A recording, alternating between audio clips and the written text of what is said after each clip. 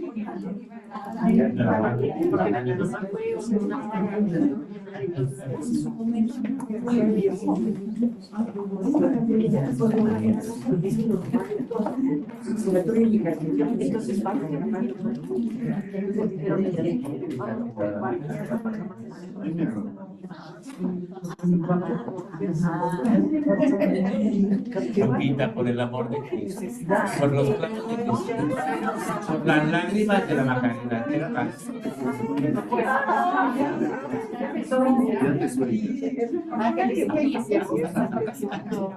Ay, yo tuve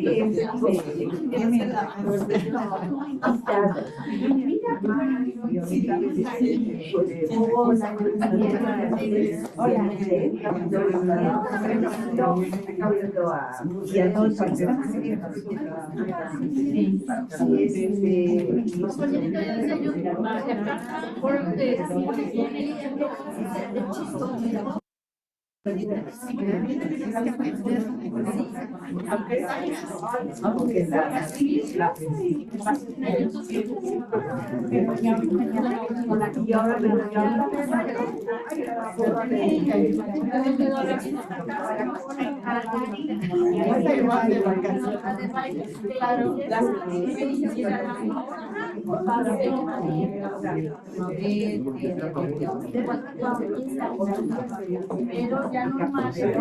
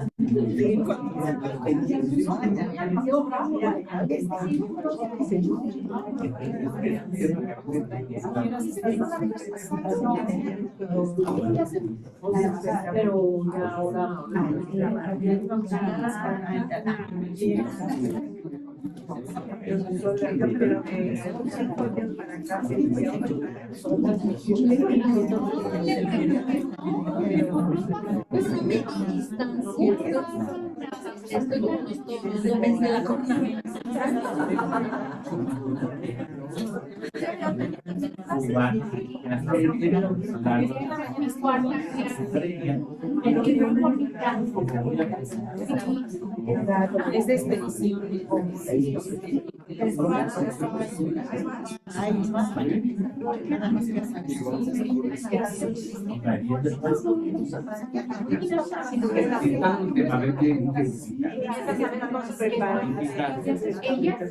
Le vas a volver todo.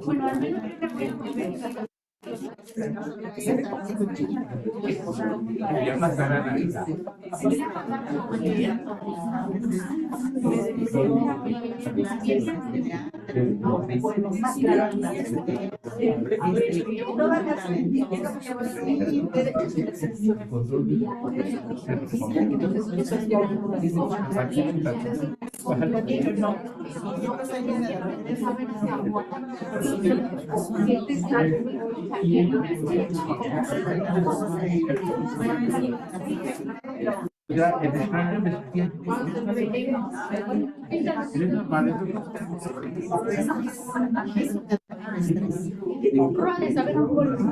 Me dio pena conmigo.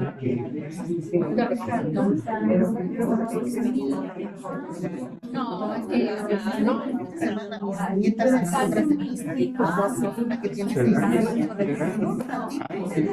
¿Te acuerdas? A ver a qué hora se callan. A ver a qué hora se callan.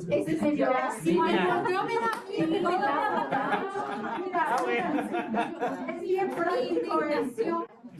Hola, yo soy José Luis. Niños, cállense por favor, que vamos a empezar.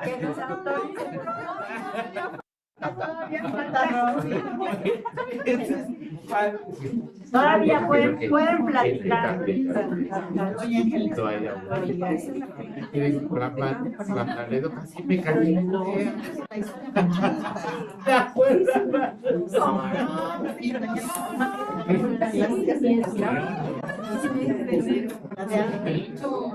Oye, ahorita le acaba de decir.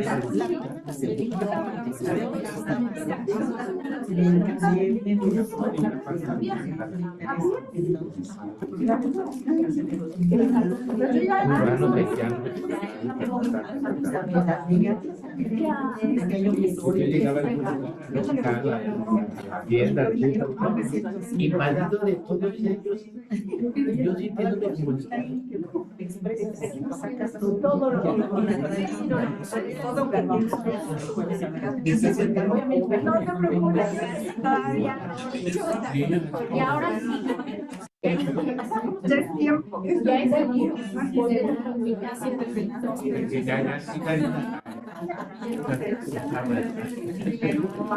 Ese tema es muy interesante. La experiencia que sí, Lupita, perdóname la vida. No, hombre, ¿qué te va, hermano? ¿Sabes qué? Es que fue a mi tierra, Chiapas, y resulta que salió el marido de venezolanos, haitianos,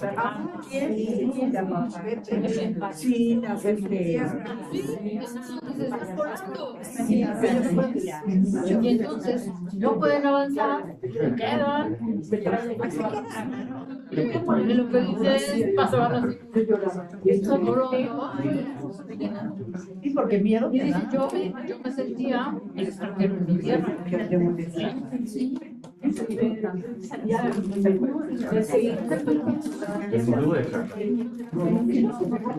O sea, es normal. Somos humanos. Y todos somos ¿Qué dice la nota de ella? que ya no hay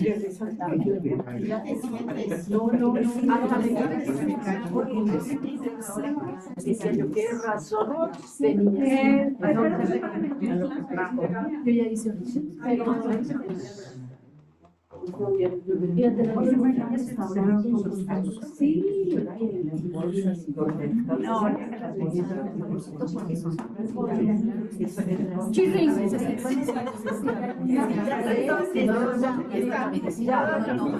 Ya quedamos.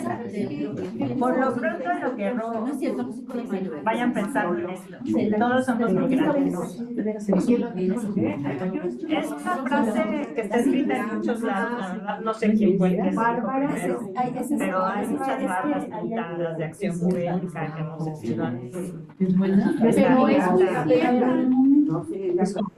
Esta acción poética es como un movimiento que creo que pasa en Colombia, que se dedica a pintar las bardas con textos literarios, con poemas, con las bardas abandonadas. Entonces, cuando vean una acción poética, detengan sus momentos a pensar a quién se centró ahí. Y viendo acción poética, y cada país tiene su movimiento de acción poética. Entonces, es vital porque la mamá no es no sé ningún Ya se cayó Pepe. Yo estoy cayendo. Pepe está calladito, no ha llegado a explicarme a la Mari, la vamos a sentar por acá si llega.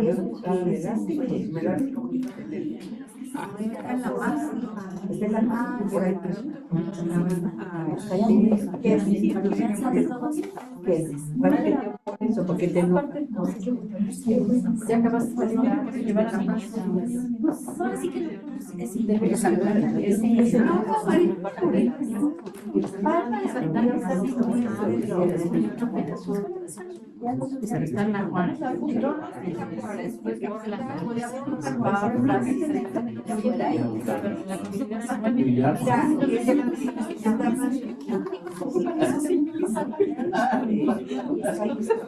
En lugares que van a coordinar. ¿Cómo se llama? Camacho. No, sobre Una señora joven. que se siente que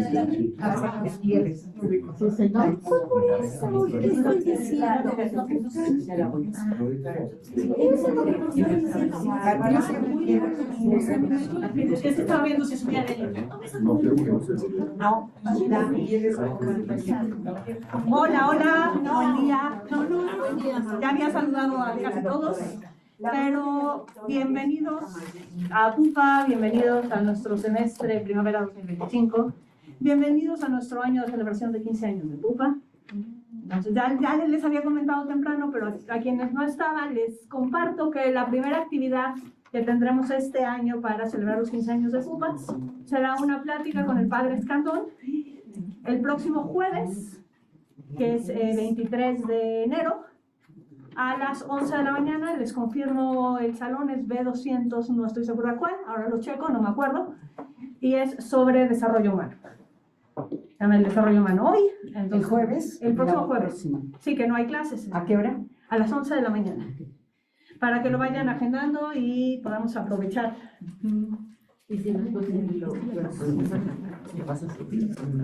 No lo sé, lo checo. Ok, a ver, vamos a ver si el padre quiere. Por mí no hay problema. ¿Mande? Si quiere que. Es que dice Mari Carmen que si la vamos a grabar.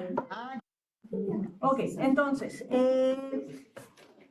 también, bueno, bienvenidos a nuestra semana de clases muestra. Vamos a tener entre hoy y el jueves la clase muestra de las 8 materias que les estamos proponiendo para este semestre.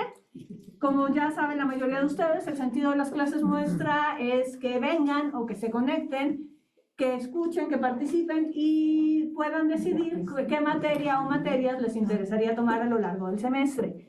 Una vez que tengan claro la materia o materia que les interesaría tomar, les pido que me hagan llegar este formato que ahora les entrego. A quienes están en línea, ahora pongo un link para que puedan llenarlo también ahí. Y nada, la fecha límite de entrega del formato es el 21 de enero. La idea es que me lo entreguen físicamente, le toman una foto y me lo mandan por WhatsApp. Aquí está mi número, aquí está mi correo, lo que sea.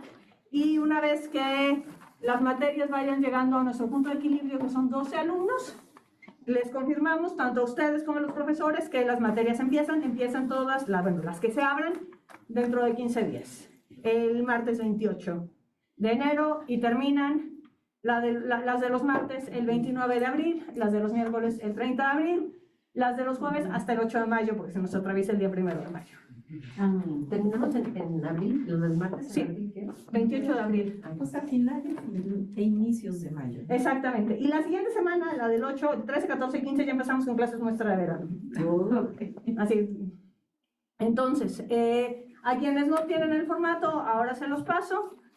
Y el proceso de inscripción, quienes son de reingreso con esta información es suficiente. Clau Yabra nos hace favor de inscribirlos.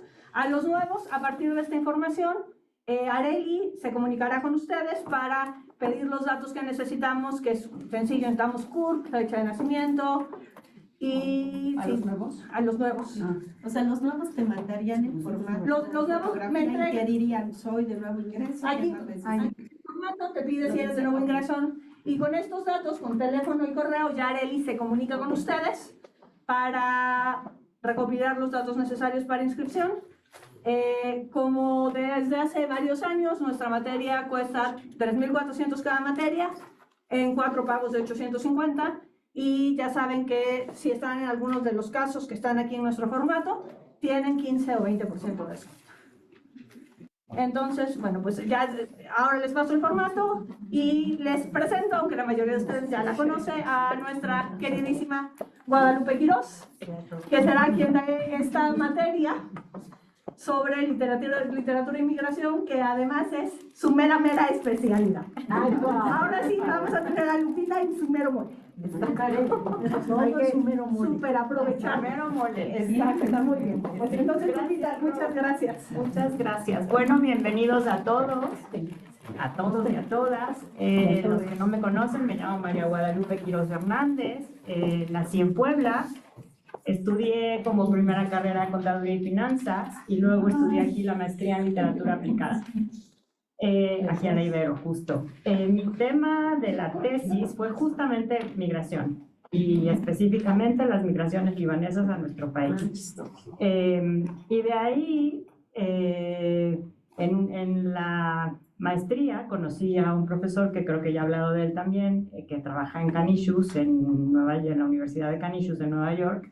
También es una universidad jesuita y él está metidísimo en el tema de las migraciones hacia Estados Unidos, especialmente las migraciones del sur hacia Estados Unidos. Entonces, con Richard es con quien he trabajado más este tema. Además, por cuestiones de vida, viví los primeros 30 años de mi vida aquí en Puebla y luego por cuestiones familiares me fui a vivir a Fortín de las Flores en Veracruz y a Córdoba. Entonces, ah, sí, mira. Pues en el lugar en el que yo vivía pasaba el tren que llamaban La Bestia, ¿no? Entonces iba cargado de migrantes muchas veces era detenerte a fuerza porque bajaba una pluma del fraccionamiento en el que vivía, entonces veías pasar a todas estas personas, muchas se bajaban para repostar, para descansar, para todo. Incluso en Córdoba adelante de Córdoba, hay albergues, hay muchos albergues, pero no sé si han oído hablar de las patronas. Sí. Bueno, pues las patronas en la comida. exactamente, se dedican a eso, a alimentar al migrante, ¿no? O sea, literal, va pasando el tren y ellas les van botando agua, les van botando comida. Ahí donde están ellas también está un albergue. Entonces, vaya, estaba como el tema de migración por todos lados llegándome, pero en ese entonces yo todavía vivía allá y ni tenía idea de lo que iba a pasar con mi vida, ni de la maestría, ni de nada. Y por algo se cruzan las cosas en el camino. O sea, después de casi 30 años de vivir allá, regresé a vivir a Puebla. Pero ya con la maestría y metiéndome más en este tema, que la verdad es un tema difícil, es un tema que causa mucha contradicción, es un tema que te reta, es un tema, pues que no es fácil para nadie, ¿no? Porque siempre estás... La parte humana. Exactamente, está esta parte humana que dices, ay, sí, pero también están llegando a mi territorio, me están cambiando mis códigos, me están cambiando mis referencias, pero la verdad es que tampoco entendemos muchas de las causas por las que migran, nosotros decimos, es que ¿por qué no buscan algo en su país, o por qué no se quedan, o por qué en su país no dan las condiciones? Porque el tema de migración existe desde que existe el ser humano, ¿no? Y hay tantas razones para migrar como seres humanos existen también. Entonces, yo lo que propongo en este curso es que conozcamos ese otro lado, que conozcamos esas otras historias. Por eso pregunto, ¿todos somos migrantes? Sí. O sea, hablamos además o nos fijamos, bueno, estos son mis datos por si alguien los quiere tener, si no, de todas formas, Ro abre un grupo con los que estamos aquí en el curso para pasarles lecturas o para pasarles las presentaciones de la clase, o por cualquier cosa que nos comuniquemos por ahí. Esta es la estación justo del tren en Fortín, es una estación abandonada, pero representa como muchas cosas también, ¿no? O sea, representa todos estos cambios, los cambios que ha habido en nuestro país, los cambios que ha habido en el tema de migraciones. Es una estación en donde se refugian también muchos de los migrantes que llegan clandestinamente. Entonces, bueno, esto es Fortín. Pero les decía, pensamos en migración siempre como migración internacional. Y lo cierto es que hay una migración interna de la que no se mide. O sea, nos cambiamos de ciudad, nos cambiamos dentro de nuestro mismo país, ¿no? Dentro de nuestro mismo estado. Y yo, por experiencia propia, les aseguro que no es fácil tampoco. Llegar a una ciudad en donde no conoces a nadie, en donde ni siquiera sabes dónde venden pambazos, ¿no? Porque eso me pasó a mí. Al principio yo le decía a mi mamá, mamá, es que aquí no hay nada, ¿no? Mi mamá viviendo aquí en Puebla. Entonces venía yo a Puebla, que tampoco estaba tan lejos, y me llevaba los pambazos, ¿no? O sea, o venía yo al doctor, o venía yo, ¿por qué? Porque allá no había nada. Y es como este duelo primero de dejar tu ciudad y dejar tus referentes y adaptarte a esos otros códigos, ¿no? Es diferente la gente, es diferente el súper, ¿no? O sea, cosas tan vanas como eso, pero son distintos, ¿no? O sea, es diferente la forma de hablar, porque todos hablamos español, pero no es lo mismo hablar español de aquí que español en Chiapas. O el jarocho. O en Jarocho, exacto. ¿No? O en Fortín. O en Alvarade. En Fortín. O en Alvarade, que yo siento, esa es otra. Yo decía, ¿por qué están peleando? ¿No? En los portales. Así hablan. ¿O por qué lo está insultando? Así hablan. Así es, ¿no? Es parte de la vida. Y eso es en el mismo país, ¿no? Entonces, pensemos cuántos de nosotros, y me encantaría oír sus experiencias, tienen hijos que están estudiando fuera, o tienen nietos que viven en otro lado porque pues, se tuvieron que ir los hijos, o cuando hemos ido a otro lado, qué experiencias hemos tenido que nos reconozcan como diferentes a nosotros, ¿no? Entonces sí me encantaría oírlos para también ir nutriendo. Dime. Mi hija acaba de ir a vivir a Fortín. Mira. Se casó con un muchacho de Fortín ¿Ok? y se fue a vivir allá. Entonces, ahorita ya más o menos, pero sí, no hay nada. No es lo mismo que Puebla, no hay donde salir. De seguro, bueno, mi experiencia después de muchos años fue La maravillosa. comida. No, ahorita te digo ya, tiene un año y ahorita ya se está adaptando, pero al principio fue difícil. O sea, no conocía a nadie. El clima, claro, ese es un súper factor. La primera vez que yo vi una surada en Fortín, yo decía, esto es un huracán, ¿no? O sea, no pasa aquí, ¿qué está pasando? ¿Se va a caer la casa? ¿Se van a caer los árboles? ¿O qué cosa? Sí. El clima. Sí. No, ahorita ¿No? cuando el ingenio hay esa La pelucita zapa negra. Ajá, El que si tice. tienes ropa, Ajá. si tienes ropa tendida, todo se te echa a perder. O sea, son muchas cosas que a lo mejor parecerían insignificantes.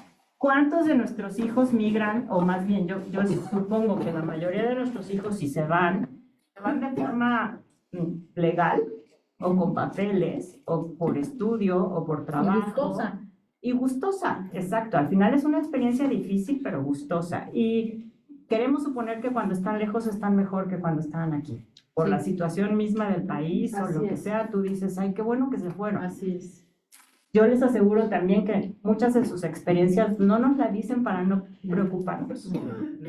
Porque llegan a países normalmente, pensemos en dos, y por las experiencias que conozco aquí, España o Alemania, ¿no? En algún momento para los españoles o para los alemanes somos el otro, aunque seas Y el extranjero. y el extranjero, Y aunque vayas con y aunque vayas con pasaporte, aunque vayas con un título que te respalda lo que tú sabes, ¿no? Pero al final, en España, por ejemplo, le estás quitando el trabajo a un español, ¿no? O estás ocupando un lugar que podría ocupar alguien alemán. Y te dicen sudaca. Y te dicen sudaca porque aparte identificamos a todas las personas como bloques, ¿no? Para nosotros todos son centroamericanos, cuando Centroamérica no es una sola forma. Está El Salvador, está Honduras, está Nicaragua, y cada uno tiene una identidad distinta, ¿no? Pero para nosotros todos son centroamericanos. Y bueno, tu experiencia, Pepe, ahora que fuiste a Chiapas, que me comentabas, ya no nada más migran, como antes eran centroamericanos la mayoría de los que veíamos pasar, ahora son cubanos, ahora son venezolanos, ahora son haitianos, Checoslovacos, rusos. hasta rusos, ¿no? Cubanos. O sea, africanos, que también identifico como todo un continente, pero ahí sí es como que no sabemos que sabemos Sí, identificar no es lo menos, mismo. pero yo me acuerdo que en Fortín había. Entonces, En Yanga, Veracruz, era Yanga, marcada. en Yanga. bueno, Yanga Yanga tiene una tradición de que, bueno, Está el primer fundado municipio por- libre fundada por por un africanos. esclavo, ¿no? Fue el Ajá. primer esclavo que se escapó y, bueno, era la primera comunidad exacta, afroamericana que fue libre, Yanga, ¿no? Sí. Pero ahora están llegando también más. Entonces, y nosotros, bueno, por el color de piel a lo mejor podemos decir que son haitianos, ¿no? O africanos. Pero y el ser humano tiende a identificar estos bloques, ¿no? Entonces a nosotros en España nos identifican como sudacas, ¿no? Pero esto que hablaba yo con Pepe, o sea, tu ciudad va cambiando y llega un momento de tanta gente que va llegando que tú eres el Me extranjero. sentí extraño. Ujú. Sí, Ujú. en tu propia tierra. Sí, entonces, y sabe que me alarmó mucho. Descubrí que dije que si he estudiado y he visto estas cosas, dije, o soy xenofóbico, porque, oye, invadido todo está invadido. Yo era el extraño. Humberto Eco, que Ya están yo creo ahí que- adaptados. Yo creo que lo conocemos más porque es el autor del Nombre de la Rosa, pero era un filósofo y un pensador extraordinario, o sea, murió en 2016 y en 1992 escribió un libro que se llama Migraciones, bueno, en un libro que se llama Migración e Intolerancia, como que su hijo se dedicó a recopilar los artículos que había escrito en diferentes medios en donde hablaban de este tema, en 1992. O sea, estamos hablando de hace más de 30 años, ¿no? Y en él propone algo que a mí, a lo mejor en ese momento era todavía más identificable, distinguir entre inmigración, que es cuando los países, que ha sucedido muchas veces y sigue sucediendo, invitan a otros a que lleguen a tu territorio, ¿no? O sea, sucedió, por ejemplo, en el caso en Estados Unidos, pues digamos que han llegado italianos, irlandeses, ¿no? Y se permitía esa migración. Estados Unidos porque es un territorio que necesitaba gente que llegara a trabajar ahí.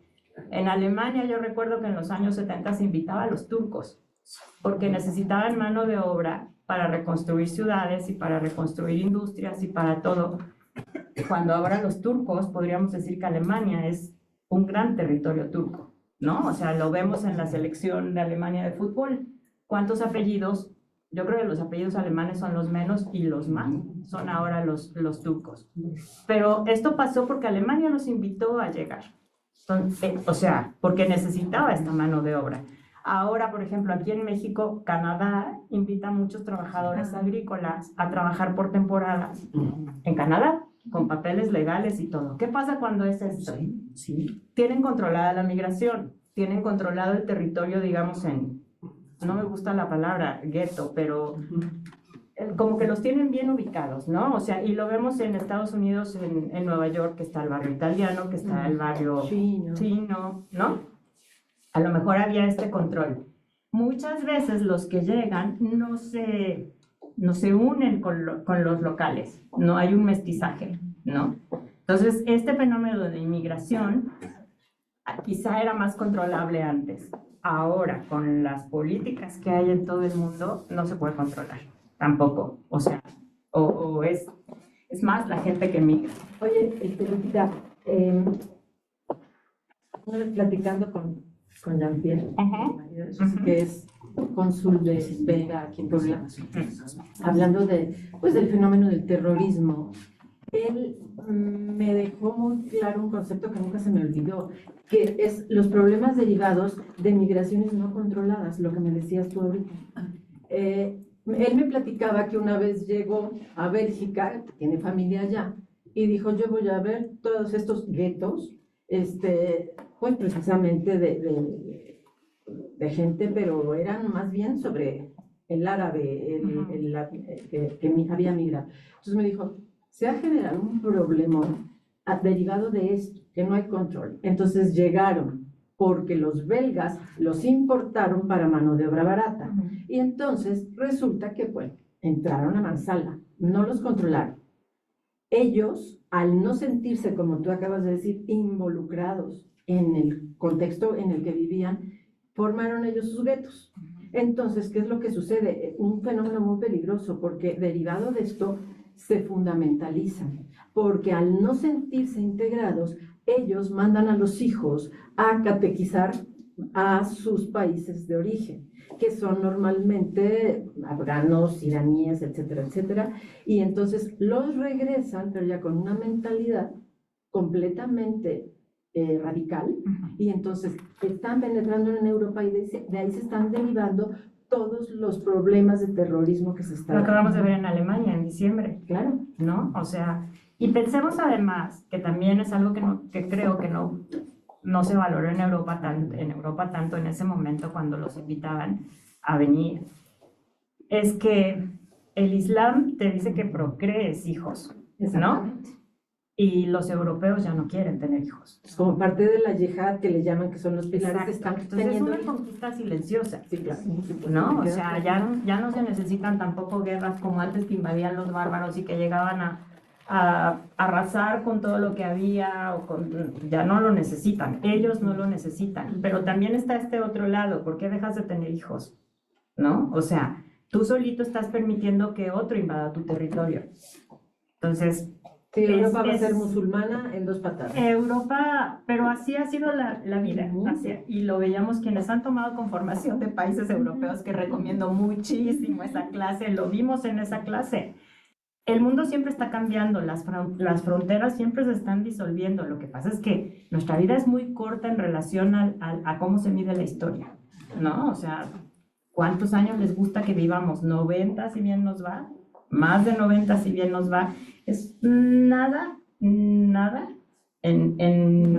términos históricos, ¿no? Entonces, nosotros creo que nuestra generación o nuestras generaciones, creo que hemos sido muy afortunados porque no nos ha tocado una guerra de cerca hasta ahorita. Hemos vivido un periodo de paz muy largo a comparación de otros periodos históricos y no sabemos cómo van a ser las cosas, no sabemos cómo van a cambiar. Quizás somos esta generación que es como bisagra, ¿no? Que estamos viendo que las cosas ya están cambiando, que Europa no va a ser como la conocimos o como la conocemos en este momento. Los códigos van a ser distintos, muy distintos. La religión va a ser distinta. Y la manera de convivencia. La manera de convivencia, o sea, todo esto. A nuestros hijos les va a tocar más todavía, por eso a nuestros nietos mucho más, ¿no? Sí. Entonces, a lo mejor nosotros tenemos que tener, pues sí, los ojos abiertos y estar dispuestos a incomodarnos y estar dispuestos a escuchar estas otras historias que ellos, estoy segura que van a vivir, ¿no? O sea, nosotros también hemos sido esta generación que se quedó mucho tiempo en su lugar, ¿no? Y a lo mejor cambiamos de estado o a lo mejor nos movimos en el mismo país, pero ellos ya no.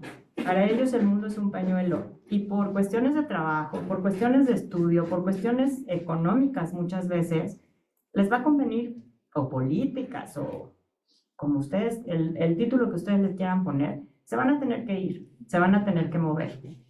Entonces, pues a nosotros no nos queda más que esto, ¿no? Más que ir aprendiendo y ir fluyendo, ir navegando con estos nuevos esquemas, que no son fáciles, ¿no? No son nada fáciles, que sí, como les digo, es un tema incómodo.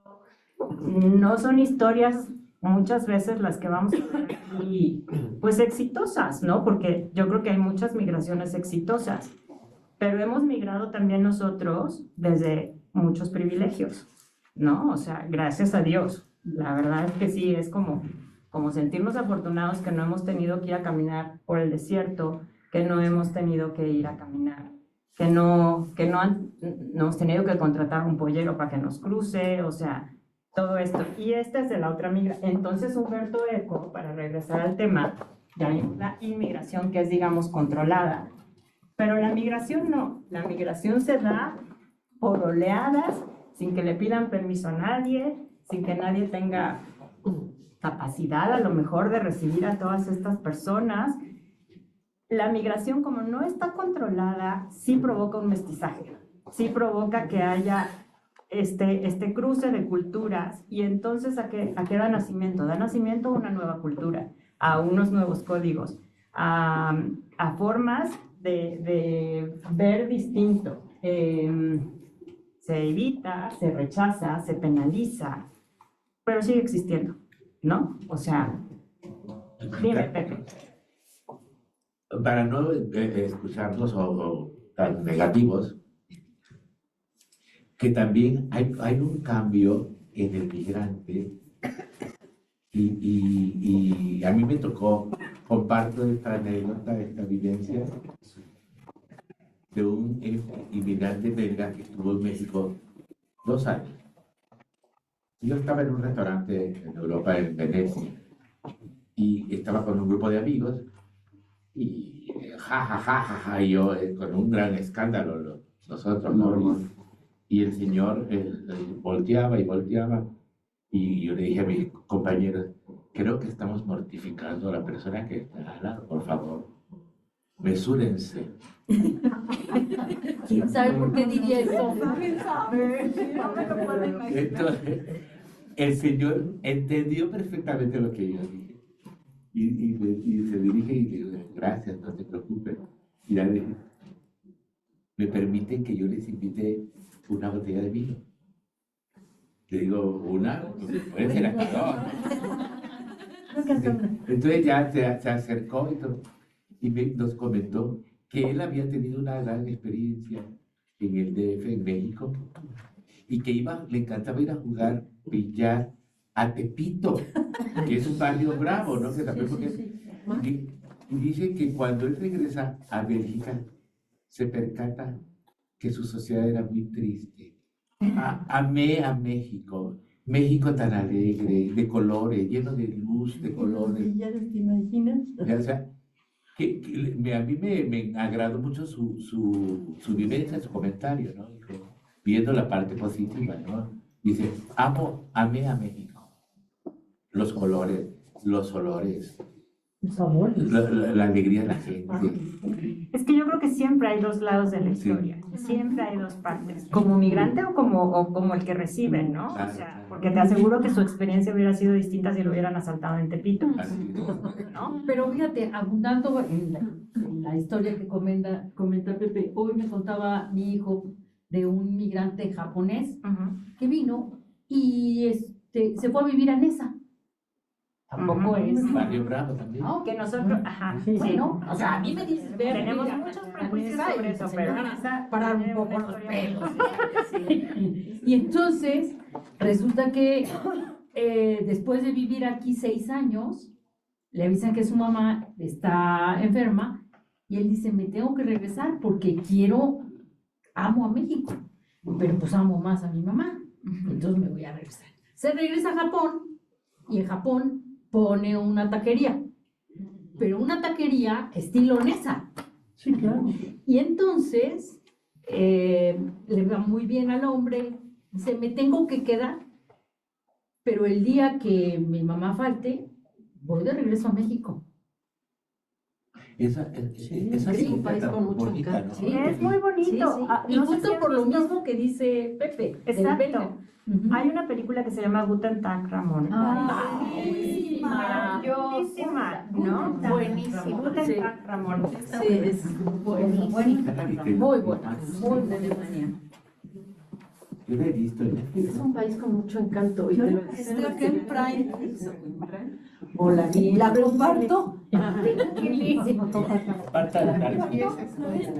Para que empiece yo con las las aportaciones.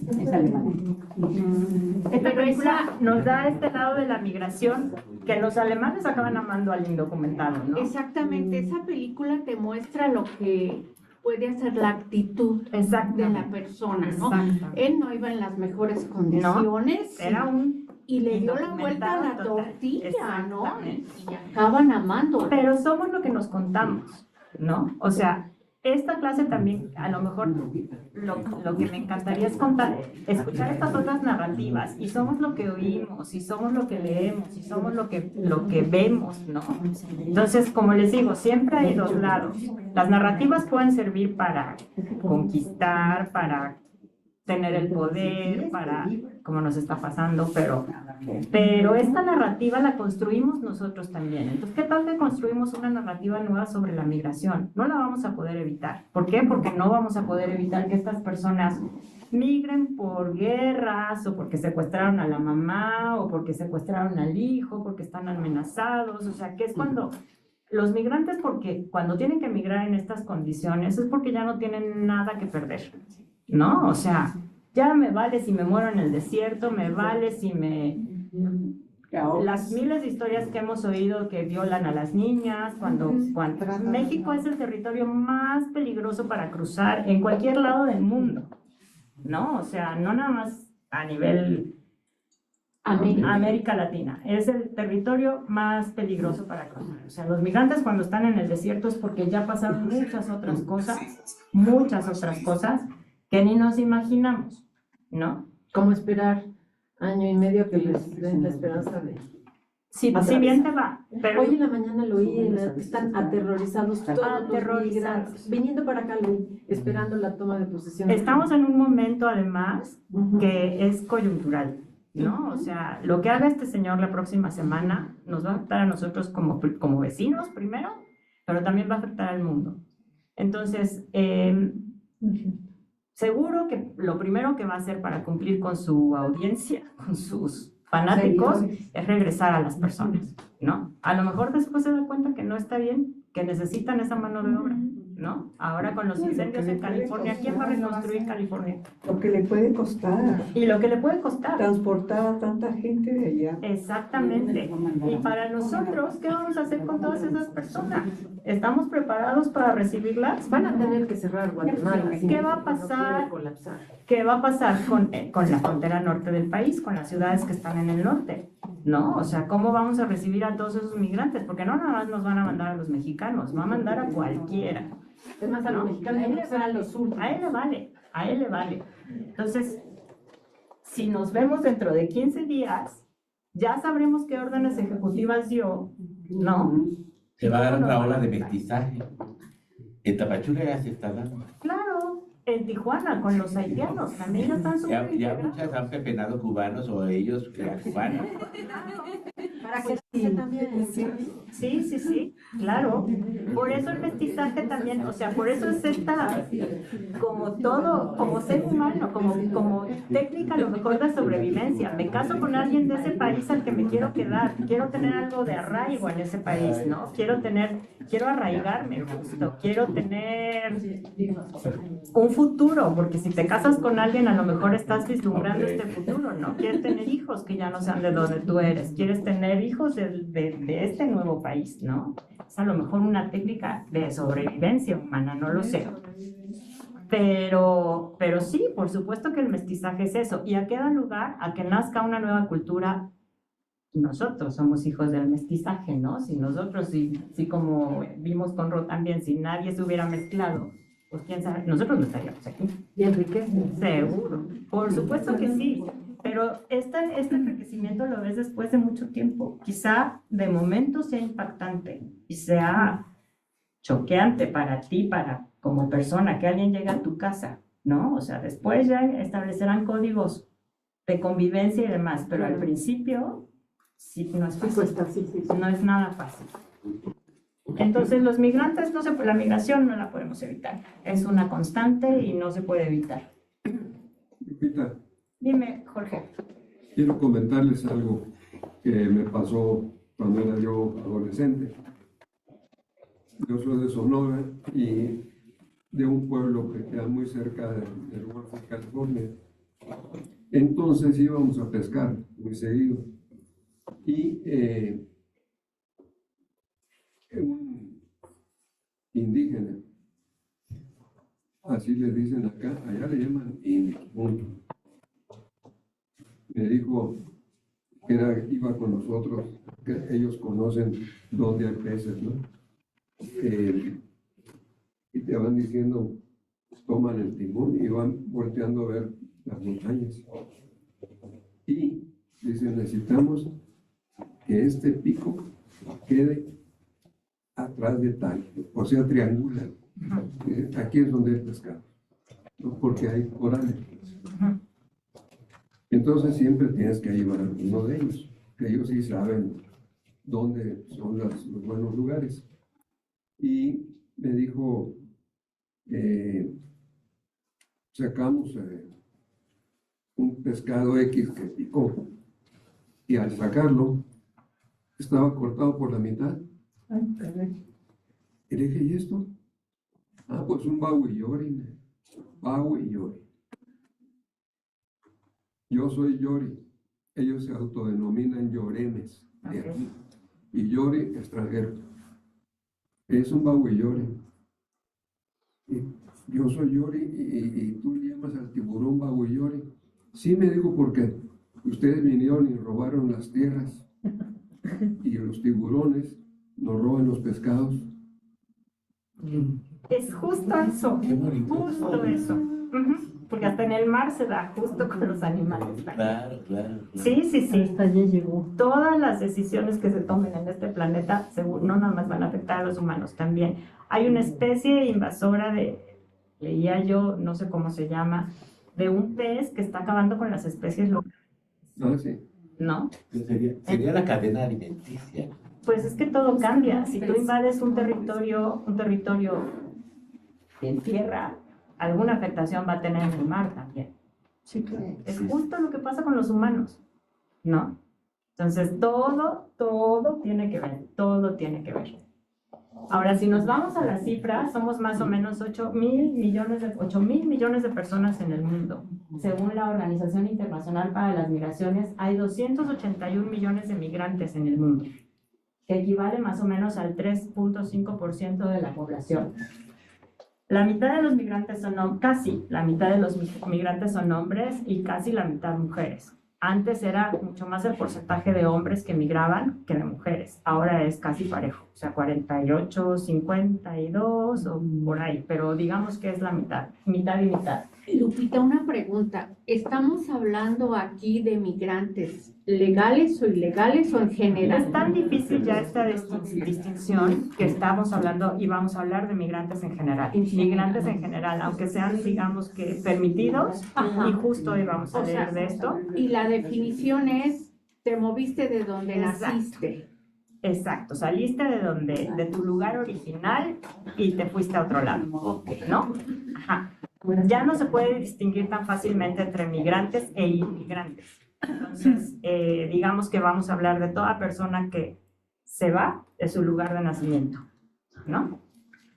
Ahora, hay 50 millones de niños migrantes. Sí, niños. Subido muchísimo. Es tremendo, tremendo. O sea, se consideran niños hasta la adolescencia, hasta los 16, 17 años más o menos. Pero hay niñitos desde los 3 años. Hay niñitos De de la los noticia reciente que encontraron no fue tipo de niño niña. Sí. caminando. Caminando. Sí, Qué cosa, o sea, me da una pena. sí, claro. No, Pero yo- a ver, ¿cómo estarías tú que, a ver, Sí, ya te entendí. pienso, Que dejas a tu hijo. ajá, tú dejarías a tu hijo que se fuera, a tu hijo de 10 años, que se fuera, acabo de leer un libro que se llama Solito. A los 10 años los papás pagan para que se vaya con un pollero. Ya la estás No vuelven a saber de él hasta que se supone que llega a Estados Unidos, ¿no? O sea, es una historia exitosa porque el escritor es un escritor peruano, no recuerdo el nombre, pero ahorita si no se los paso después.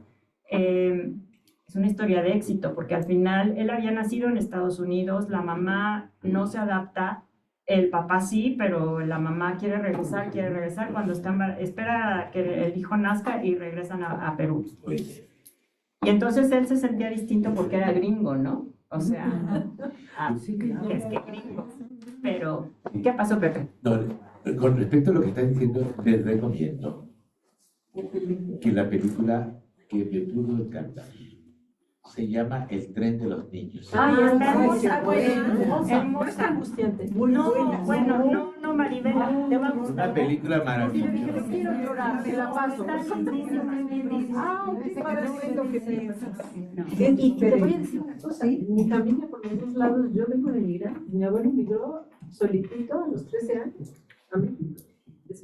¿Verdad que la historia es maravillosa? Hermosa. Como un hombre Todos triunfador. por italianos y por españoles. Sí. Soy nieta de Catalanes y y de Burgos, o sea, Todos tenemos abuelos, o sea, no estaríamos aquí sin programa. ¿Ya hacer un estudio de tu sangre? sí, yo estaba pensando en los asterismos de todo, De todo.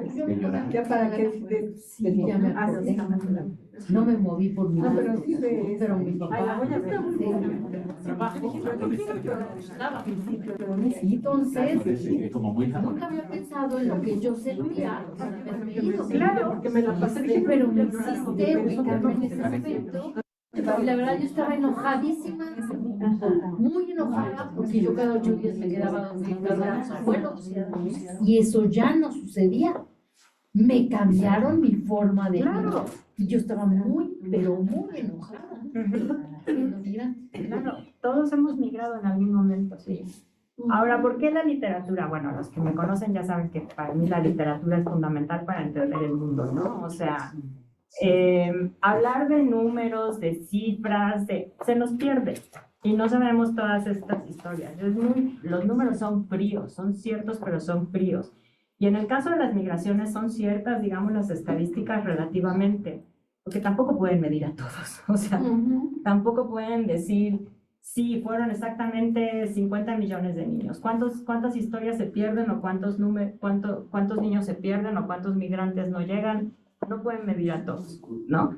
Digamos que son números aproximados. Pero los números justo esos, son fríos, las estadísticas son, híjole, duras, ¿no? Y no nos ayudan a entender este fenómeno tampoco. Quizá lo entendemos a nivel números y cifras y datos.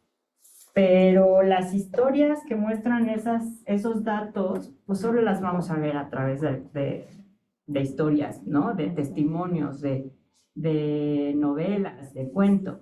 Iván Jablonka, que es un escritor e historiador francés, da clase en la Sorbona, nos dice esto: la literatura es una herramienta formidable para comprender lo real. No he dicho ficción o novela. Hablo de literatura, que es una noción infinitamente más vasta y rica que la novela. ¿Qué propone? Justo esto, que la historia se vea con herramientas que son propias de la literatura, ¿no? O sea, es mucho más fácil leer estas historias que leer un ensayo puro y duro, completamente científico o académico. Entonces, acercarnos a través de la literatura a todas estas historias, ¿no? Que lo propone justo un historiador, Jablonka. La parte real, la parte emocional. ¿Qué opina este profesor que tú tienes en Nueva York acerca de qué es lo que va a suceder con Trump? No sé, Richard viene en el verano y era algo que le quería proponer a Ro, no sé, porque iba a venir, bueno, en mayo tiene que estar aquí. No sé si le va a dar tiempo o pueda darle tiempo de venir en abril, pero a mí me encantaría que platicara con ustedes, ¿no? O sea, porque ya lo está viendo justo desde este lado americano, ¿no? O sea, y con todas estas herramientas. Y Nueva sí. York está llena de poblanos. Nueva York está llena de poblanos, Nueva York está llena de todo, ¿no? O sea, y ya vamos a hablar después justo de Nueva York. Pero bueno, igual en el verano, si está aquí Richard, puede venir algún día a dar una plática y hacer un ejercicio que es bien interesante que hemos hecho en Polonia y en San Francisco, en Canisius y en otros lados, sobre el proceso de migración, ¿no? O sea, porque todos nosotros preguntamos, o muchos americanos especialmente piensan, ay, pues ¿por qué no tienen papeles? Porque no es fácil tener papeles. O sea, pero a nosotros lo entendemos, ¿por qué contratan un coyote? Para nosotros es muy, como que un paso como, no lógico, pero obvio, a lo mejor para ellos no. Entonces, si llega a venir Richard, bueno, yo me pongo de acuerdo con Ro, y quien quiera venir a una plática con él o esto, es maravilloso. Sí, sí. Entonces, como literatura,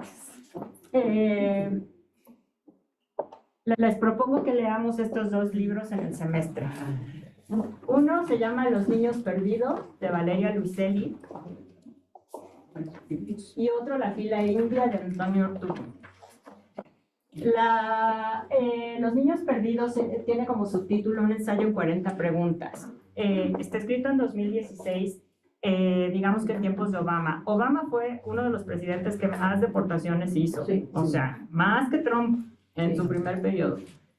Aquí se llama un ensayo en 40 preguntas porque son las 40 preguntas que le hacían a los niñitos, a los niños, para que lograran su solicitud de asilo.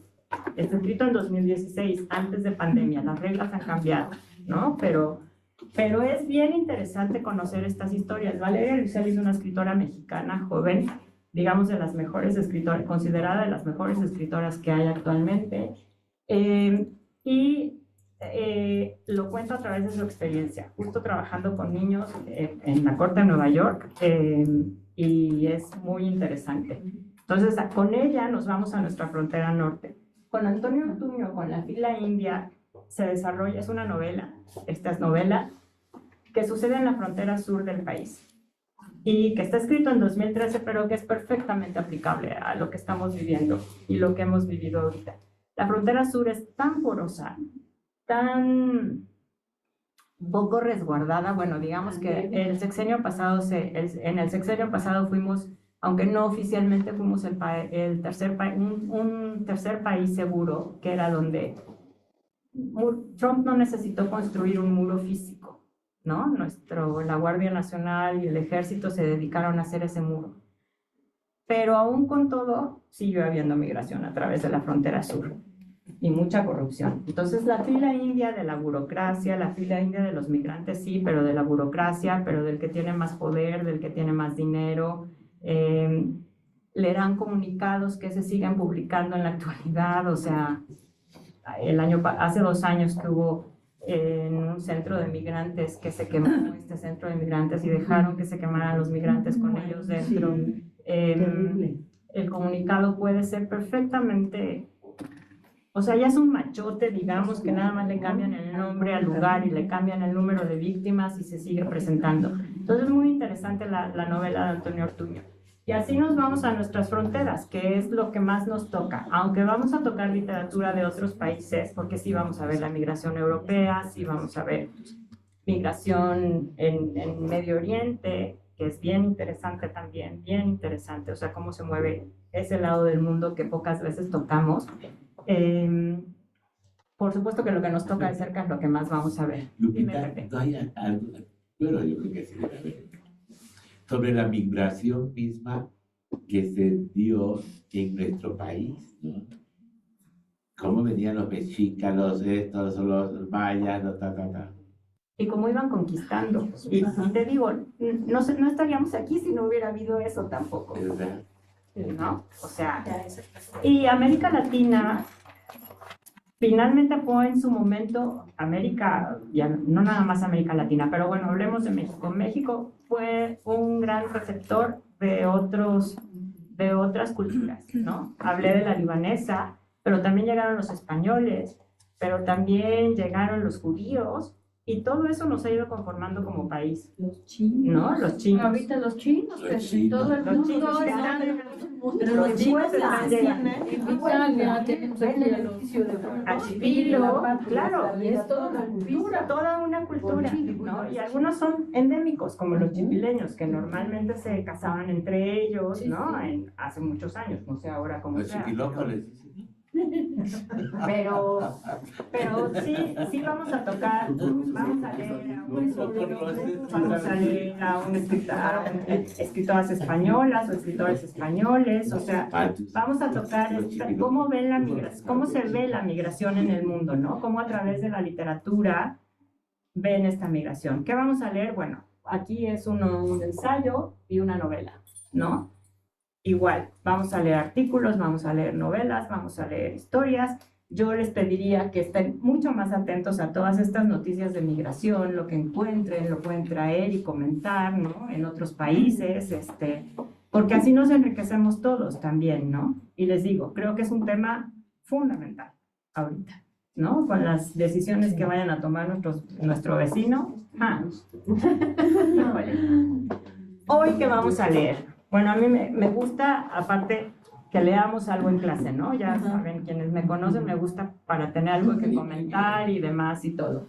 Hoy que vamos a leer, ya habíamos hablado en las clases pasadas de Rosemary Salum, ¿Se acuerdan? Esta libanesa que leímos algo de ella. Bueno, ella fue la coordinadora de este cuento que se llama, de esta recopilación de cuentos que se llama Delta de las Arenas.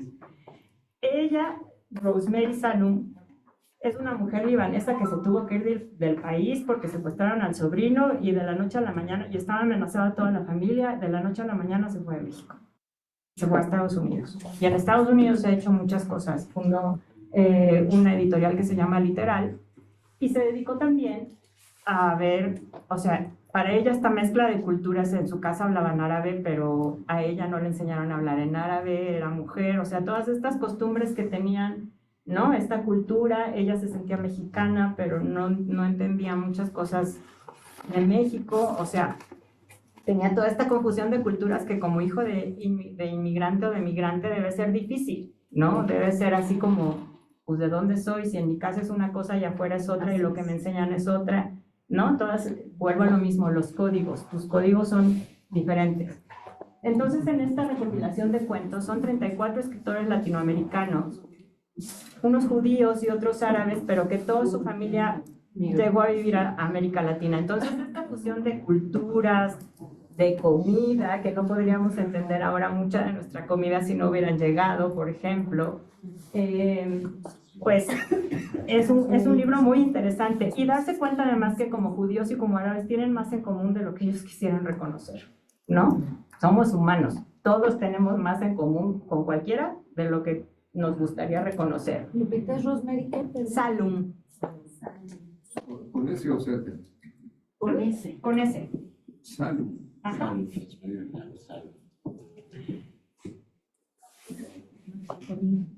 Lupita, específicamente en Tapachula, la comunidad china Ajá. ha incidido mucho en la gastronomía chiapaneca. Allá en mi tierra, en Tapachula, se come mucha comida china. Cualquiera sabe hacer un pollo al estilo cantonés. Sí, sí, sí. Nos invitas, ¿verdad? Sí, sí, con todo gusto, ¿verdad? Claro que sí. ¿Cuándo nos haces un pollo? El domingo hice un pollo al horno estilo chino, ¿no? No me lo platiques. Con salsa. Son puras promesas. Sí, con los chinos es toda Claro, una historia, porque también, y eso es importante, hemos recibido a los árabes, hemos recibido a los españoles y demás, pero en este país hubo una gran matanza de chinos. Ah, sí. Oye, la crueldad de que los aventaban en las costas, pues, Claro. y decían, ya llegamos a San Francisco. Como humanos también somos selectivos. Exacto. Mientras más diferente veamos a alguien, más repelús Sí, sí. nos causa. Dicen que los aventaban ahí, sí, sí. ¿No? Entonces, sí, exacto. ¿No? Y al final nos hemos servido de ellos también, o no servido, porque no es el tema, pero también Hemos sí, abusado. hemos necesitado de ellos. Hemos necesitado de ellos, ¿no? Entonces, necesitamos de todos. Hemos necesitado, nos hemos fusionado y hemos recibido, porque la misma artesanía trae muchísimo Todo, de todo, todo. poblana específicamente, Sí, de claro. todas estas naves que vinieron a la nave de China y nos impulsó y o sea, mucha riqueza. La China poblana. La China Era China. Qué bonita historia. Era poblana. No, bueno,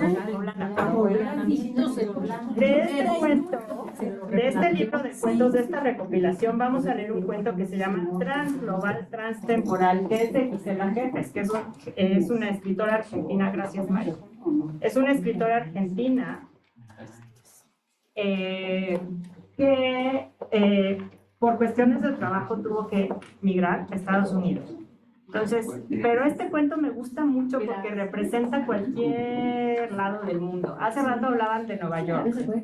Si tú vas a Nueva York, es de las ciudades en las que menos extranjero te sientes.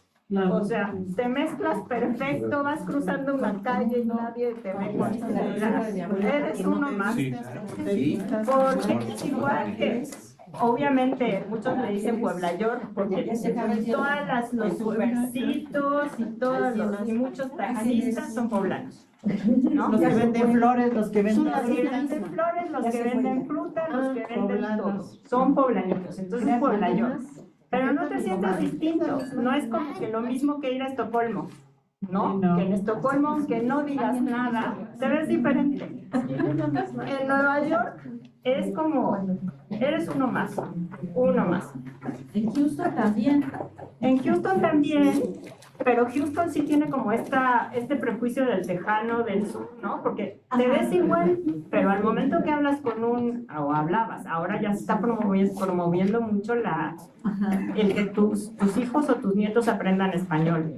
Había una generación atrás en la que el idioma lo tenías que negar para poder integrarte, justo, ¿no? O sea, no es que no, pero lo ves igual que tú y no habla una palabra de español. Sí, no, y te ven feo. Si les dices hablar, Te ven feo, ¿no? Se ofenden. Ajá, Nueva York es como que este tamiz cultural, intercultural, integrado, en donde sí pueden tener como lazo común hablar inglés, porque todos se proponen hablar inglés, pero oyes 1000 idiomas. Muchos idiomas. Lupita, debiste haber oído de esa película. Darcy, Moscú en New York, Ah, sí, con pero Robin Williams. muy buena. Ah, que ya. él decía, quiero defectar. Y le dije, no, aquí no, porque le oía que quería defectar. Sí, o sea, Él llega todo tienes que en el circo de Moscú a una presentación Sí. a Nueva York. Sí, pero sí, o sea, es una mezcla de culturas. Sí ves a los judíos vestidos, a los askenazis vestidos como, no, a los judíos vestidos como judíos, y no te sorprendes de nada, ¿no? Ni te afecta nada, o sea, eres uno más. Todos somos uno más, finalmente. Entonces, este cuento, Europa se está volviendo así, aunque con más reticencia. ¿No? Pero este cuento me parece que es como estos códigos que han cambiado, pero vamos a leerlo a ver qué les parece y comentamos después. ¿Ves, Maru? Con todo gusto. Pero, Transglobal, pero transtemporal. tienes que ir lo de arriba, por favor. Claro, pero por Bien supuesto. pronunciado. Con pronunciación bostoniana. Tríptico. ¿Te parece bien londinense? Tríptico Urbano 2013, Gisela Herpes. Why are we fighting when we are all together? Let's return to peace. Let's make peace. We are brothers.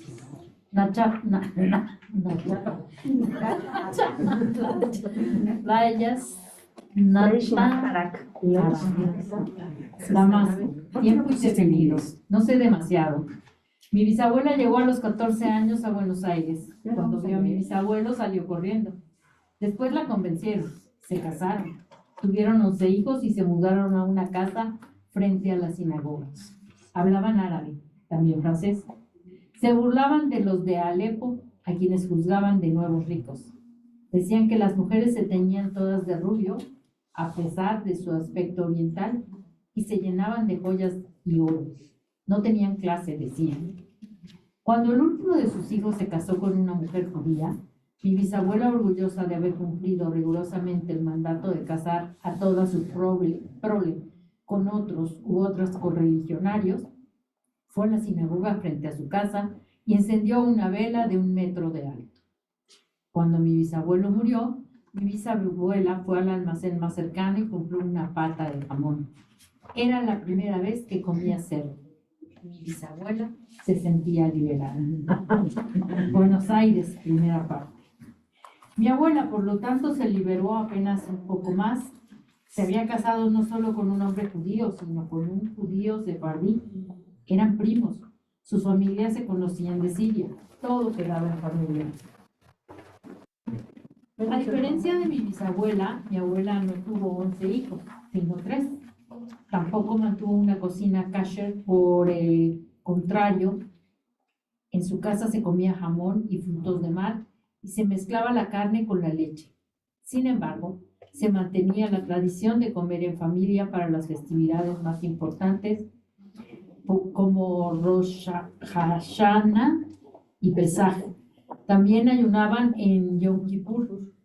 Mis abuelos siempre imponían una severa reglamentación en el hogar respecto al casamiento entre judíos. Por otro lado, dejaban atrás los aspectos religiosos que habían heredado. Querían agionarse e integrarse, pero al mismo tiempo preservarse y mantener cierta continuidad. Mis abuelos vivían en la contradicción. Buenos Aires, segunda parte. A diferencia de las familias askenazíes, que en general eran más progresistas y estaban más asimiladas, mi mamá creció en el medioevo.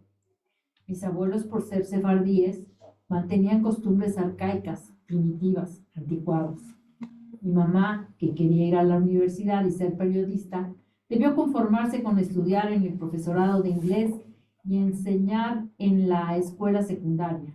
La escuela de periodismo era nocturna y por entonces un grupo llamado Tacuara había asesinado a una joven judía, por lo que mis abuelos le prohibieron a mi mamá que estudiara de noche.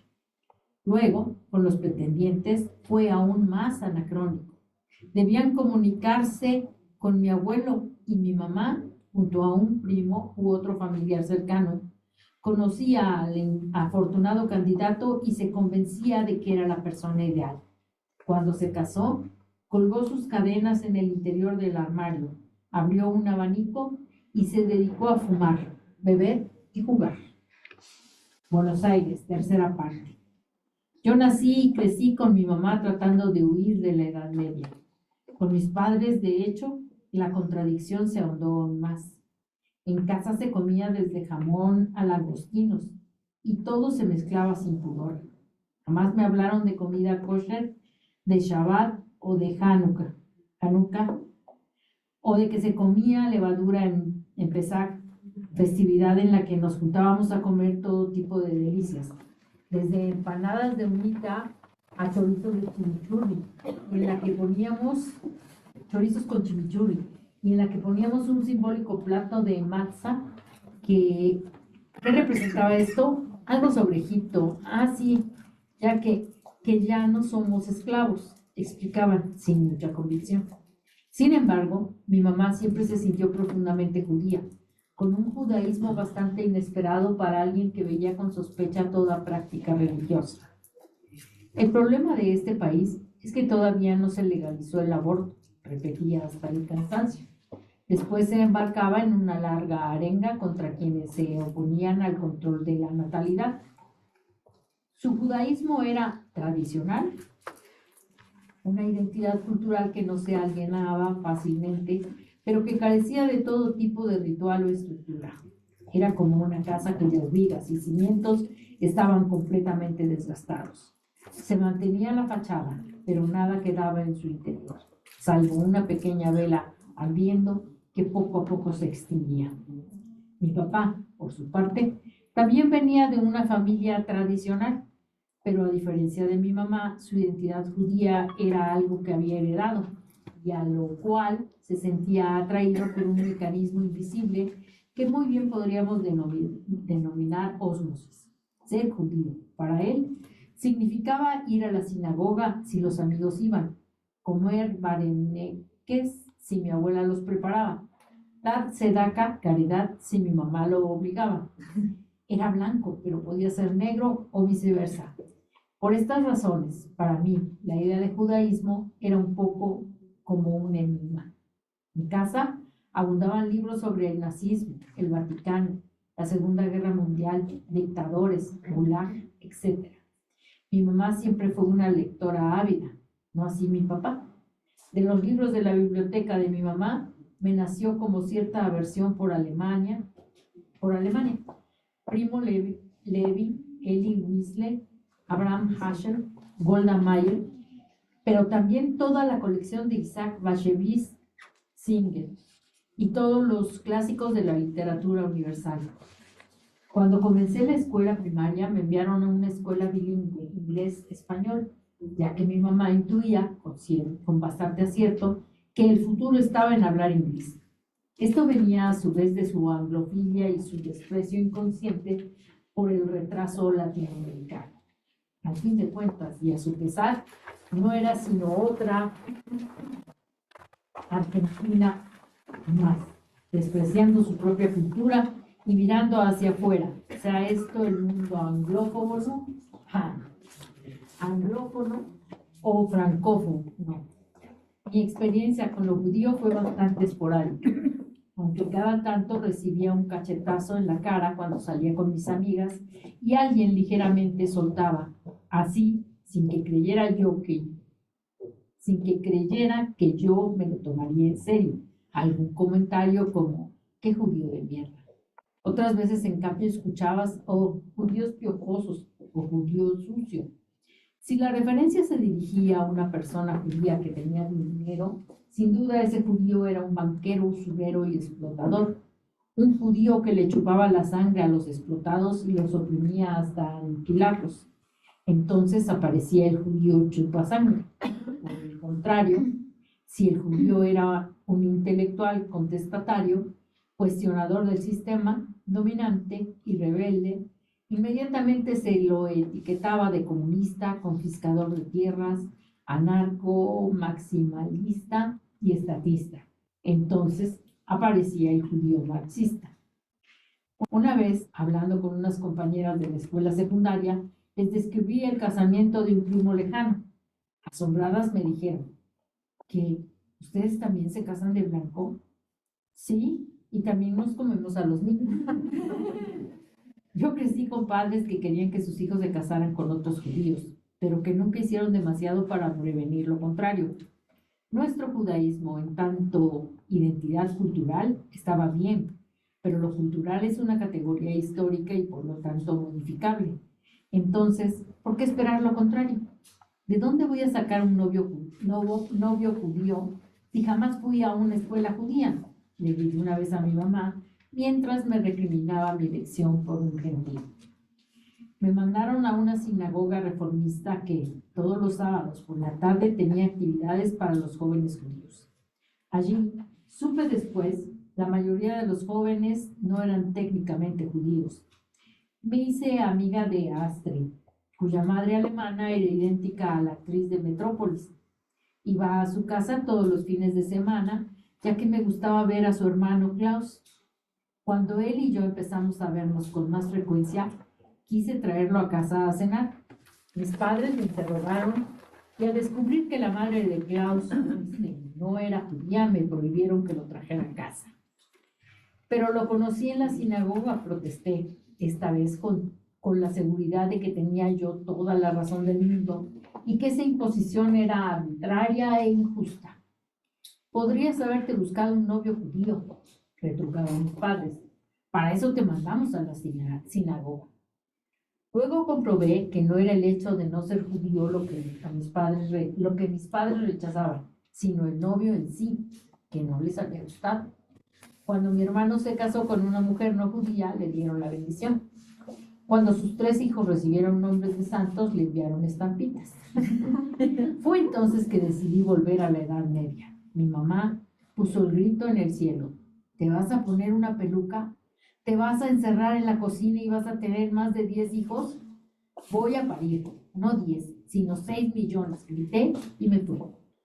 Entonces dejé de comer jamón y todos los viernes por la noche encendía una vela antes de que comenzara el Shabbat. Mientras mi mamá protestaba, mi papá, devorando felizmente un lechón, aprobaba mi decisión sin miramientos. Mi hermana mayor, por su parte, me reprochaba que me transformara en una religiosa a la izquierda. ¿Te das cuenta de que no podés ser religiosa y comunista a la vez? Me provocaba. En su interior quería convertirme a su fe liberal capitalista, a su credo materialista cuyo objeto de adoración era el dios dinero. Comprendí, de este modo, que yo era una religiosa posmoderna o neo-pseudo-ortodoxa, incluso ecológica. Houston. En el primer día se hizo el suburbio americano, jardines perfectos, minuciosamente elaborados, llenos de flores de diversos colores, esculturas de cisnes, patos y libélulas, lagos artificiales y miles de mariposas que sobrevolaban esos paraísos humanos. En medio del suburbio se incrustaba el barrio judío y en un punto equidistante la sinagoga. Pero esta sinagoga, a diferencia de la de mi bisabuela, mi madre o la mía, en Buenos Aires, no era un edificio opulento con cúpulas y mampostería de mármol. Esta sinagoga era un local frente a un estacionamiento pegado al supermercado chino, una sinagoga en un shopping. Nos habíamos mudado a ese barrio. Queríamos vivir dentro de una comunidad judía observante o religiosa, como lo éramos nosotros, y celebrar con ellos el Shabbat. En el segundo día recibimos una queja del vecino de enfrente por haber dejado crecer el pasto de nuestro jardín más de lo que estipulaba el reglamento. ¿Qué? ¿Cómo? ¿Hay un reglamento? Había inquirido Mark con cierta inocencia. Si bien el suburbio rebosaba de verde, Mark y yo mirábamos con bastante recelo esas explosiones de jardines con exceso de maquillaje. Nuestros vecinos posiblemente no estaban felices con nuestra presencia en el barrio. Pastos sin cortar, arbustos salvajes que nunca alineábamos, juguetes de niños en el frente de la casa, cochecitos, zapatillas, pelotas. ¿Serían antisemitas?, pregunté yo, presa de una típica paranoia judía. En el tercer día fui a la universidad y enseñé mi primera clase. Uno de los estudiantes, para darme la bienvenida, llegó con una bandeja de queso casero que había hecho su abuela en un monasterio en el Hill Country, en donde cocinaba junto a las monjas. Le agradecí y me excusé. El estudiante insistió. Volví a agradecerle y le volví a decir que no. Tuve la impresión de que lo estaba ofendiendo. Era mi primer día de clase y no quería ofender a nadie. Le dije, solo como queso que es kosher. ¿Kosher? ¿Qué es eso?, me preguntó atónito. Le expliqué, entonces, de manera detallada. Esperaba que comprendiera que existen en el mundo, el universo, el estado, la ciudad, personas diferentes a él. Profesora, me miraba fijo. Luego pestañeó y conflictuado me dijo, ¿usted no cree en Cristo? Cuando mi estudiante salió de la clase con un portazo, aún podía ver su mirada acusadora por no reconocer a su Dios. Nunca más regresó, pero siempre me dejaba en mi casillero postales y volantes con propaganda de su iglesia. En el cuarto día comprendí que ser judía, religiosa y ser académica es prácticamente un oxímoron. A veces un oxímoron, perdón, me estoy comiendo los acentos. A veces me invitaban a eventos que transcurrían los sábados. Entonces explicaba que no, que ese día no usaba electricidad, que no conducía el auto, que no miraba en mi correo electrónico, que no encendía ni apagaba la luz, en fin, que era un día de descanso y que lo pasaba íntegra y armónicamente con mi familia. Como los Amish, inquirió entonces uno de mis colegas. No, no como los evangelistas, esos locos de atar que tienen megamisas en estadios de fútbol, se burló otro. No, interrumpí yo. Como Walter Sobchak en The Big Lebowski. ¿La vieron? En el quinto día había bajado a la pequeña cocina en el edificio en el que tenía mi oficina a buscar agua caliente para mi mate, que tomaba religiosamente todos los días. Entonces me encontré con este hombre adorable, dulce, profesor de árabe. Nos pusimos a hablar. Conocía el mate porque había vivido en Siria. Le pregunté de dónde era. Me respondió, Palestina. Silencio, más silencio. Aquí estaba yo frente a este hombre adorable, una judía, además ortodoxa, es decir, no judía a la judía, como la moda hoy, sobre todo en las universidades, que tenía más en común con este hombre que con el estudiante cristiano que me despreció por no reconocerle su Dios, que tenía aún más en común con él que aquellos judíos antijudíos y no judíos antijudíos que veneraban Palestina y odiaban Israel. Le dije mi origen sin recelos. Me había prometido hacía ya tiempo que no iba a importar o exportar conflictos políticos a mi universo de flores y estrellas, de sueños, ideales y libélulas marinas. Sí, sí.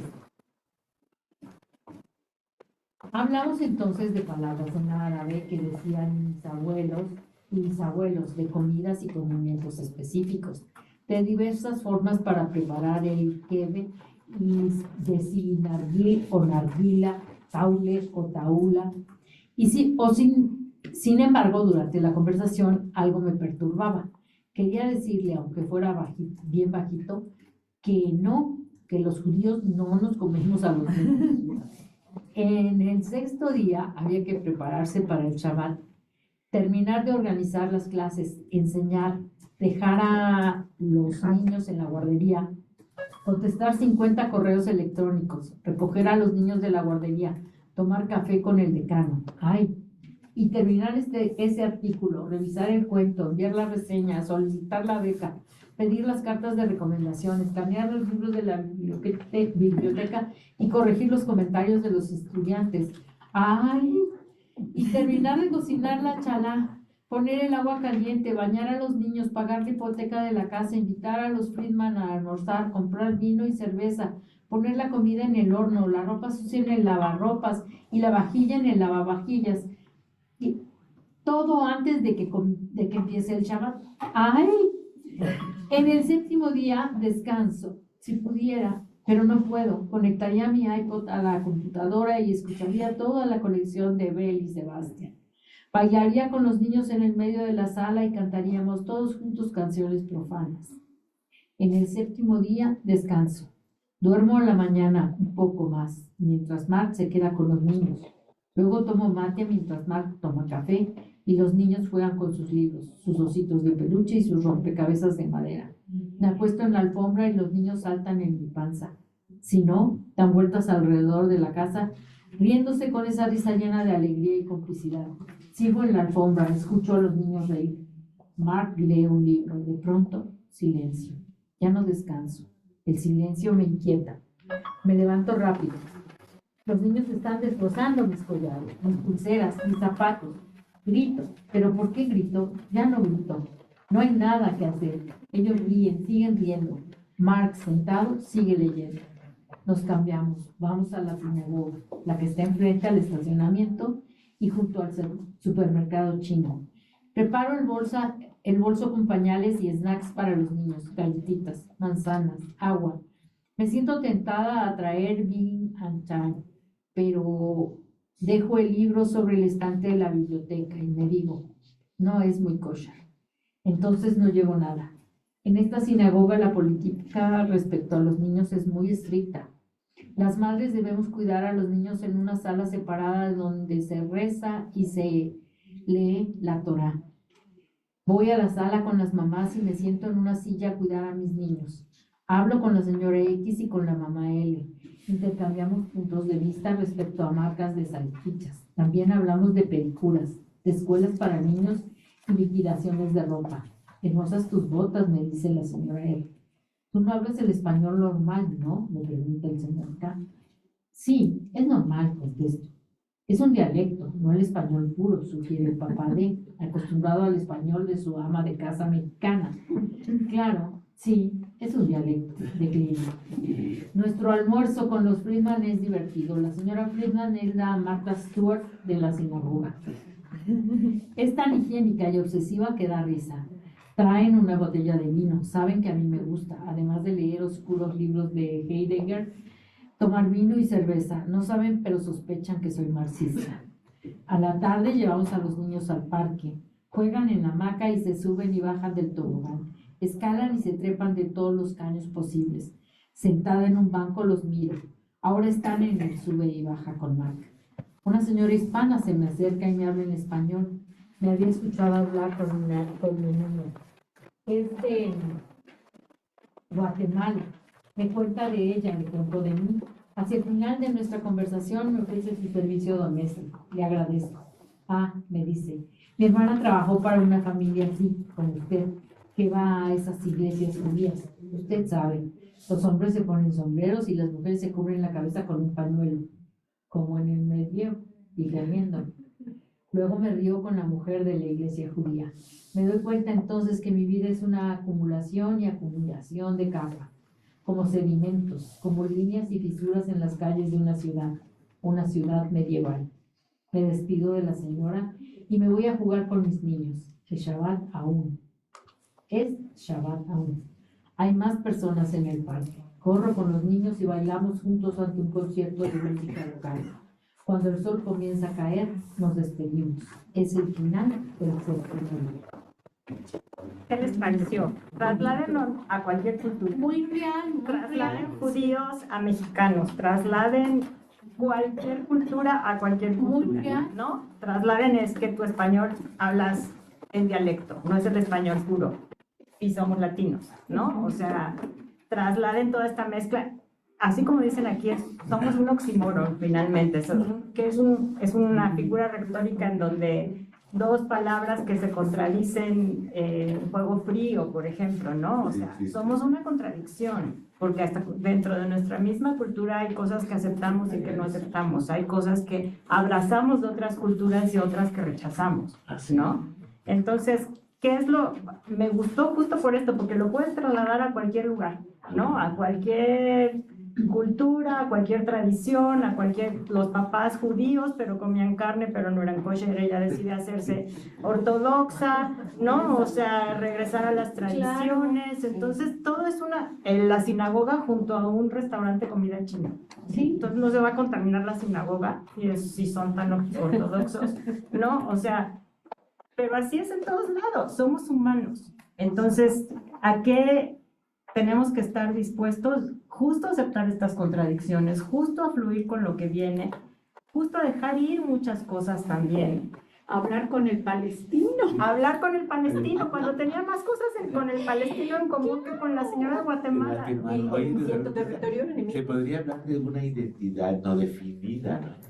Cada vez nuestra identidad va a estar menos definida. Multiétnica, ¿no? Yo creo que más bien es la realidad de que nos vamos acomodando a las circunstancias, ¿no? Sí, sí, sí. Y pues a donde, como nos acomodamos y entramos y nos Y ajustamos. justo como ella dice, somos capas, ¿no? Hay una palabra que me gusta mucho que se llama palimpsesto. ¿Qué es un palimpsesto? Construir sobre lo que ya está construido. Se usaba mucho en los textos antiguos no se borraban. Antes escribir sobre papel o sobre pergamino era muy caro, entonces se escribía sobre esos mismos textos. Entonces vas construyendo un texto sobre otro. Siempre somos seres en construcción, somos Claro. como un rompecabezas. Palimpsesto. Y no se entiende nada. ¿Cómo se escribe? En obras de arte también sucede, ¿no? Porque el lienzo, van descubriendo pinturas que ya habían anteriormente, ¿no?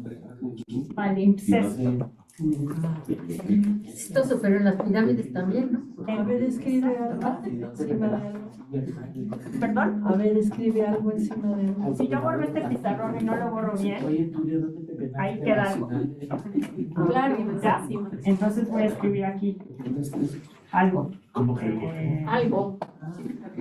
No encima de las palabras, sino ya Atrás de este sofá está salud, ¿no? O sea, eso es ir construyendo una cosa sobre otra, o detrás de ti. Siempre somos capas, somos como sedimento. Y nuestras capas están construidas de antecedentes que vinieron de otros lados. La historia es así, ¿no? La historia es así, siempre. Nuestros hijos tendrán esta historia todavía más que nosotros, ¿no? O sea, nosotros a lo mejor venimos y, como les dije en un principio, fuimos esta generación que todavía nos quedamos a vivir aquí, nos quedamos a estudiar en nuestro país y ya.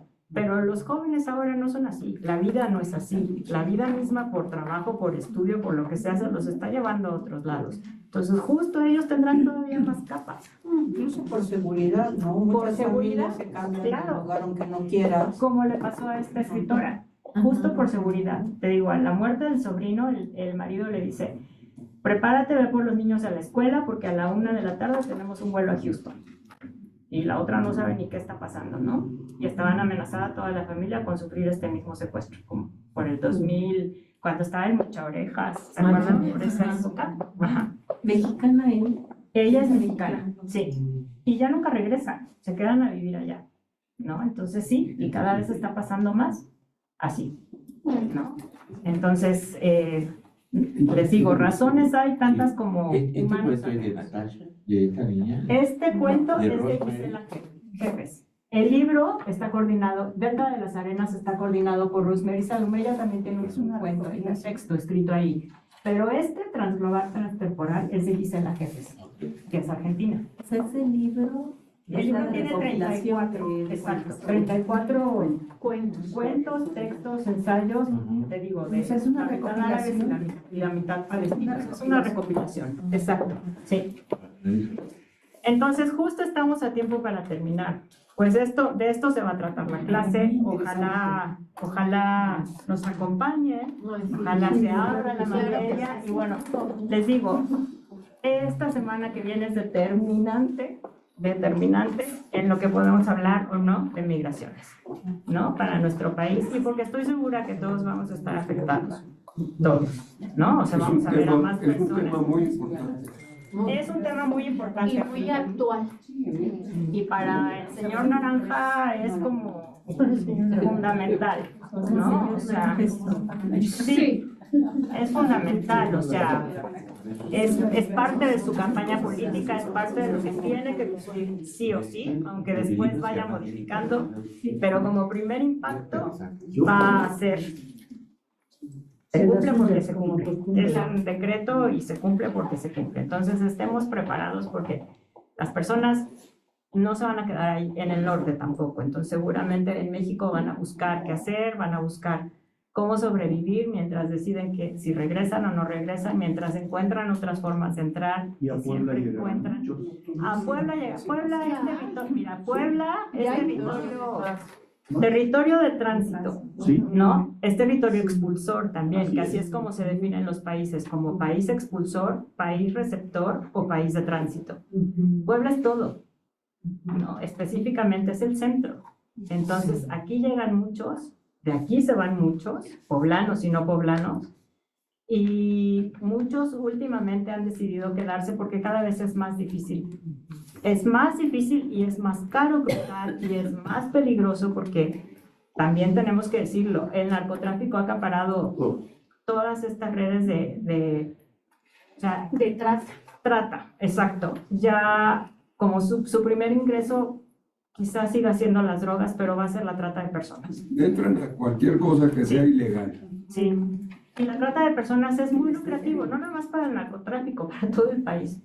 Porque los hoteles en los que se quedan, o los lugares en los que se quedan, las tiendas en las que compran, o sea, todo este territorio que cruza el tren, ¿no? Está alrededor, tiene negocios que viven de De eso. eso vive. Sí, de eso vive. Oye, Rubí, ¿qué va a pasar con los que no son mexicanos? ¿México los va a mandar a sus países? Él no ha especificado, no creo que los mande a sus países, yo creo que a todos los va a depositar en la O sea, frontera. digo, Estados Unidos y a México, Sí. pero México, ¿qué va a hacer? México no ha dicho todavía cuál va a ser su política. Depende de los aranceles que nos ponga Trump. O Exactamente. cierras tus fronteras de Guatemala o Que así pasó con López Obrador también, ¿no? Se amenazó con poner aranceles, si no me pones la de Ya dijeron que querían subir los aranceles al 25%. Exacto. Y la presidenta se declara humanista. Sí, también el otro señor que nos gobernaba se declaraba Se humanista. declara que Humanista. La cosa es que A ver, mira, había colas cuando se emitió el INE de gente extranjera dándoles el INE para votar por él. Ajá, Ese es humanismo. Sí, es el humanismo del Claro. Entonces, todo tiene un fondo credencial muy peligroso. político muy peligroso. Y no nada más aquí, o sea, estamos llenándonos de este populismo que ya ni siquiera podemos decir. Antes, como que identificabas bien la ideología, ahora la ideología es el populismo, digamos, ¿no? Pero una de las cosas más impresionantes es que uno pensaría que solo se da en México este No, no, no, no. Es que es a un nivel fenómeno global. mundial. Es un fenómeno global. Por eso les digo, estamos justo en un momento cultural histórico muy importante. Muy No, importante. lo está viviendo el mundo. Eso es a lo que Sí, que te levantas y dices, ya no estoy entendiendo nada. No entiendes nada. Me quiero bajar, Y no pero ya entiendes más nada como un migrante se va a otro país y no entiende nada. Entonces, acostumbrémonos a que el cambio es la constante, a que los códigos están cambiando y finalmente a que todos somos migrantes. Estamos migrando hacia un nuevo territorio mental, hacia un nuevo territorio espacial, hacia un nuevo territorio político en el que no entendemos nada y no sabemos qué va a pasar. ahora, hablando de migrantes, hay una gran verdad. Todos tememos a lo desconocido. Claro, ¿Cómo serán? claro, el otro. Pero en algún momento nosotros somos el otro. Sí, también. No, y somos el otro para el otro. Es una cadena. Yo le preguntaba, bueno, platicaba hace unos días con el empleado de mi papá, que es de las faldas de la Malinche. y me dice que sus familiares en este momento para irse a Estados Unidos están pagando alrededor de 400,000 pesos. El pago al poder son 400 pesos. Lo consiguen como pueden, que vienen para endeudarse, no importa si sube la moneda de cambio. 400,000. 380. Tiene como una tiendita con eso. Pero no, porque no No, porque una comunidad Y en España es el, además allá en Bélgica es el mexicano, aquí es el belga. Ok, bueno, entonces les recordamos todavía hoy en la tarde, mañana, el jueves seguimos teniendo clases nuestras. Areli, que no pudo venir hace un rato, es quien nos apoya con la inscripción de los nuevos. Y pues, si ya lo tienen claro, vayan pegando sus formas. Y si a alguien le falta, todavía tengo por aquí. O cualquier duda que tengan, estoy en la planta baja.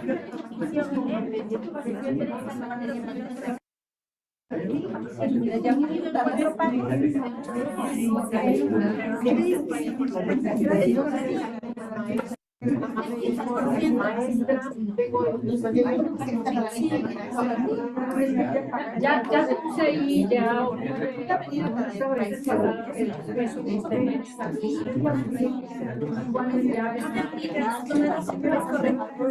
Ok, y ya Ay, qué bueno. Bueno, los amigos que estén muy pendientes de noticias para que estén atentos, para que vean experiencias propias, exacto. Gracias a ustedes. como siempre, excelente lectura. Ay, sí, excelente lectora. No, Marina, luego. Estás como en paz.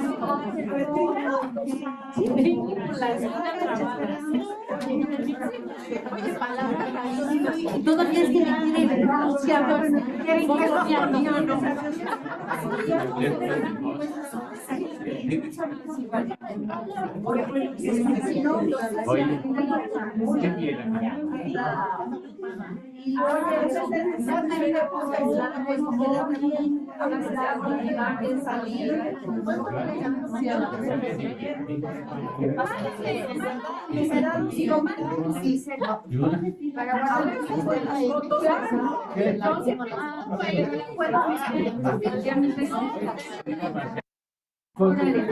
Pero delicioso. Pues ya.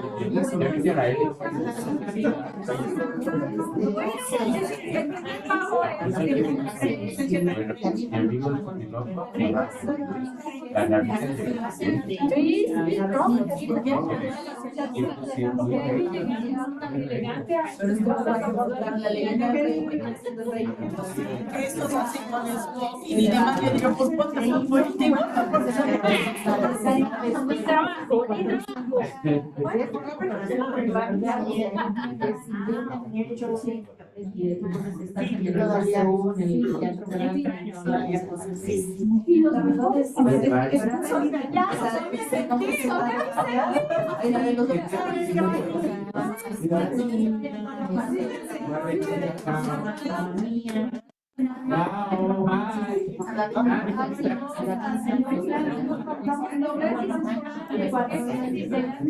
Claro, exacto.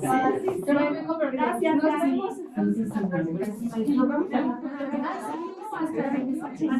Ya me dijeron que pero el 23 también lo vas a anunciar.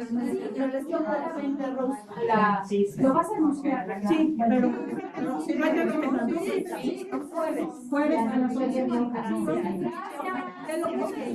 Ya te lo mandé. sigue trabajando allá. No, o sea, no, pues no, a propósito no se notaron, ya lo di en la mañana. Voy a repetir el curso del año pasado. a San Andrés, que es otro municipio.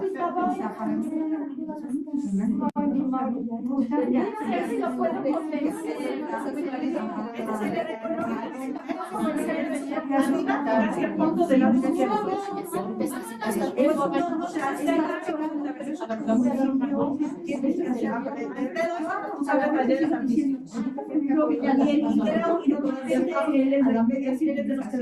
No,